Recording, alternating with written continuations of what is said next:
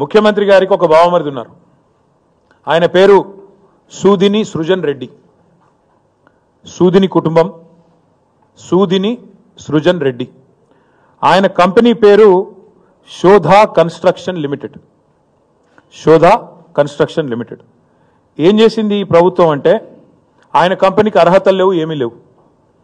వేల కోట్ల టెండర్లు దక్కించుకోవడానికి ఆయనకు గత నైపుణ్యము లేదు, గత అనుభవము లేదు.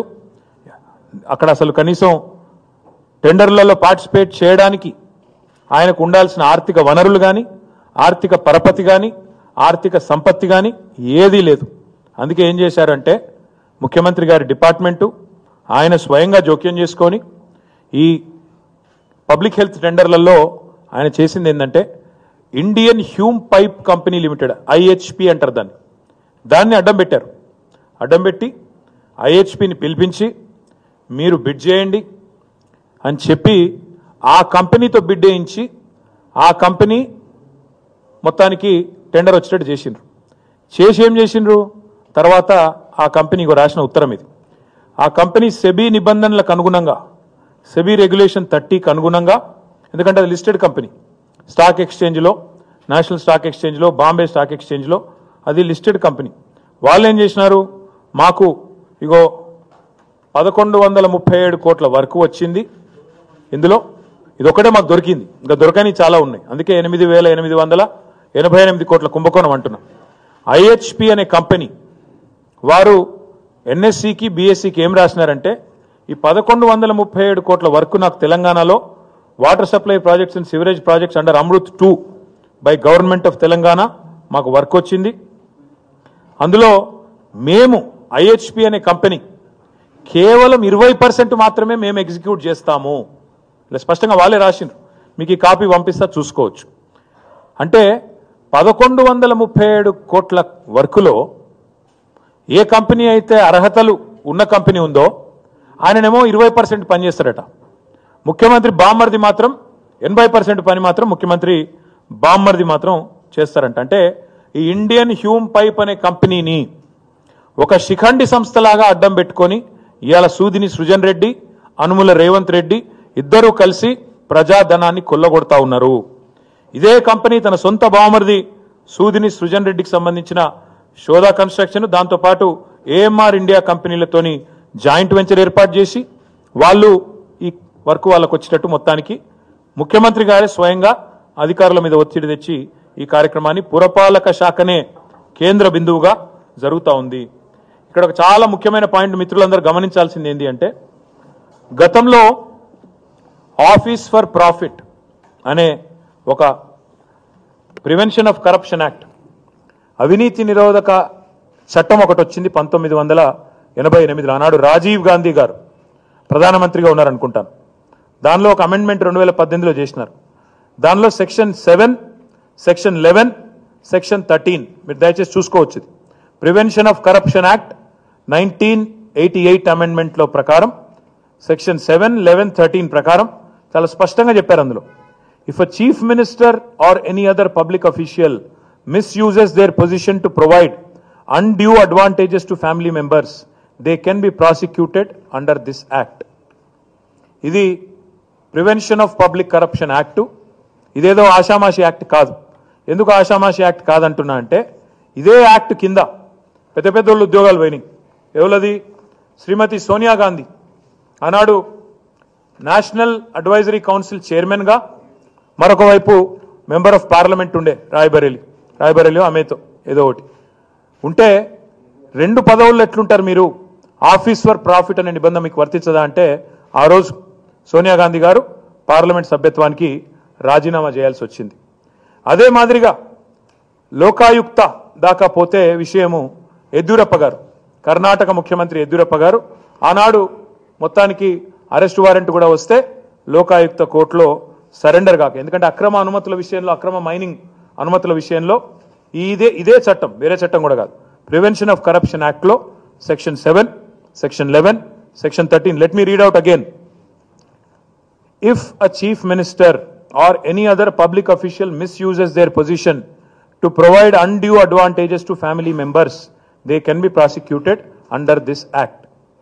అంటే ముఖ్యమంత్రి తన కుటుంబ సభ్యులకు కనుక ఆశ్రిత పక్షపాతాన్ని చూపుతూ ఏదైతే మేము ప్రమాణ స్వీకారం చేస్తామో మంత్రులుగా ప్రమాణం చేసినప్పుడు రాగద్వేషాలకు అతీతంగా అని ప్రమాణ స్వీకారం చేస్తాం.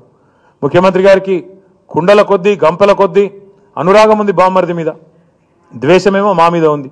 రాగద్వేషాల్లో అనురాగం అంతా బావమరిది గారు, బావమరిది కళ్ళల్లో ఆనందం కోసం, ఇండ్లల్లో లంకె బిందెల కోసం మొత్తానికి ఐహెచ్పి అనే సంస్థను అడ్డం పెట్టి అమృత్ టెండర్లలో ఇవాళ ఈ కార్యక్రమానికి శ్రీకారం చుట్టింది రేవంత్ రెడ్డి గారే.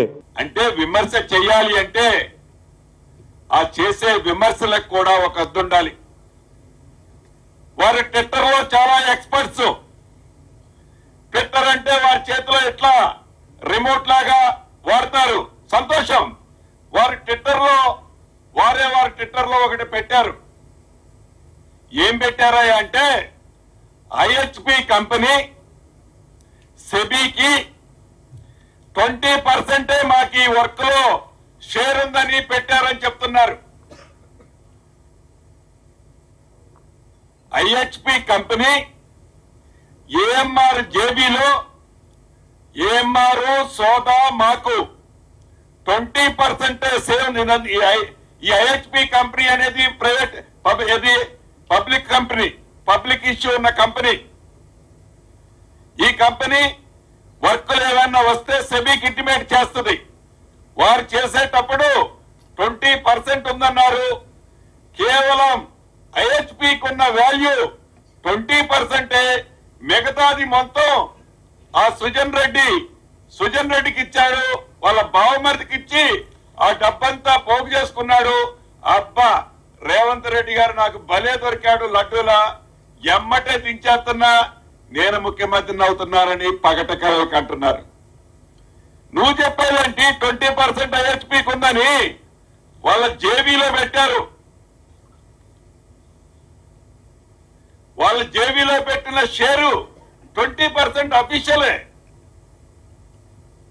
దాంట్లో నువ్వు కనుక్కొని ట్విట్టర్లో పెట్టేదేంటి? నువ్వు కనుక్కుందేంటి? ట్విట్టర్లో పెట్టేదేంటి? 8,888 కోట్ల ఇంకెక్కడిది? దాంట్లో 8,888 కోట్లు రేవంత్ రెడ్డి గారు దోచుకున్నది ఎక్కడ? వారి బావమరిది ఏంటి? పొద్దున్న లేస్తే నీ సంఖ్యలో మీ నాయన సంఖ్యలో ఉండే ఉపేందర్ రెడ్డికి సొంత అల్లుడు సృజన్ రెడ్డి గౌరవ ముఖ్యమంత్రి రేవంత్ రెడ్డి గారిని చేస్తే నోటికి ఏ పదం వస్తే ఆ పదం, ఏదొస్తే అది, ఏ ఫిగర్ వస్తే ఆ ఫిగర్, దానికి ఒక శానిటీ ఉండదు. ఇటువంటి వాటికి తప్పకుండా ఏదైతే ఇప్పుడు ముఖ్యమంత్రి గారిని విమర్శించారో సిద్ధంగా ఉండండి. మీరు సిద్ధంగా ఉండండి. దీనికి తగు మూల్యం రేవంత్ రెడ్డి గారుగా చెల్లించుకోవాల్సింది మీరు. చెల్లించాల్సి వస్తుంది.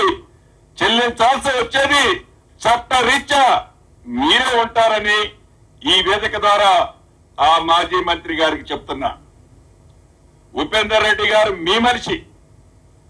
ఉపేందర్ రెడ్డి గారికి 2 బిడ్డలు. ఒక బిడ్డని స్వయాన ఈ సృజన్ రెడ్డికి ఇచ్చారు.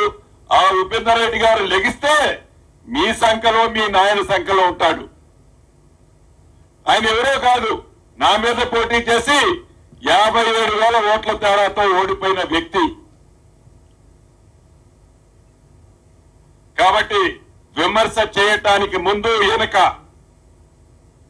కనీస ఆధారాలతో, ఏదో తెల్లగాగితం మీద నవ్వాంకెలోనే చూపించి మీడియా ముందు షో చేస్తే కాదు.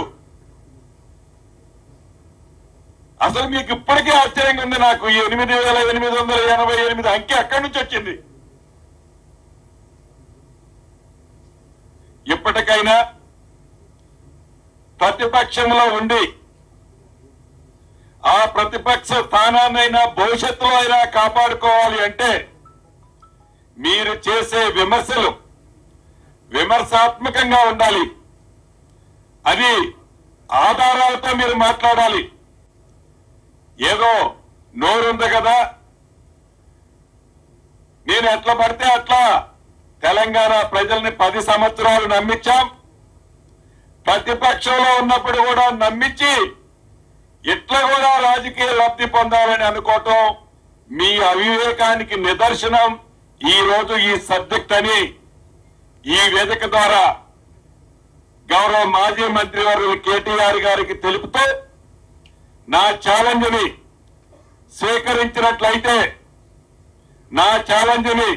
సేకరించినట్లయితే రేపు ఉదయం ఏ టైంకి ఎక్కడ రావాలో మీరు చెప్తే తప్పకుండా మీ దగ్గర ఉన్న ఆధారాలతో మీరు రండి. నా దగ్గర ఇక్కడ ఉన్న మెటీరియల్ చాలు.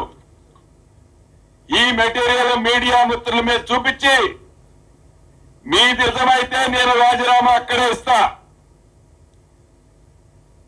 మీది నిజమైతే కరెక్ట్ ఫార్మెట్ లో మీ రాజీనామాని నైతిక బాధ్యత వహిస్తూ స్పీకర్ గారికి రైట్ ఫార్మెట్ లో ఇవ్వాలని ఈ వేదిక ద్వారా మీ ద్వారా ఆ గౌరవ మాజీ మంత్రి వర్యులకు సవాల్ చేస్తున్నా.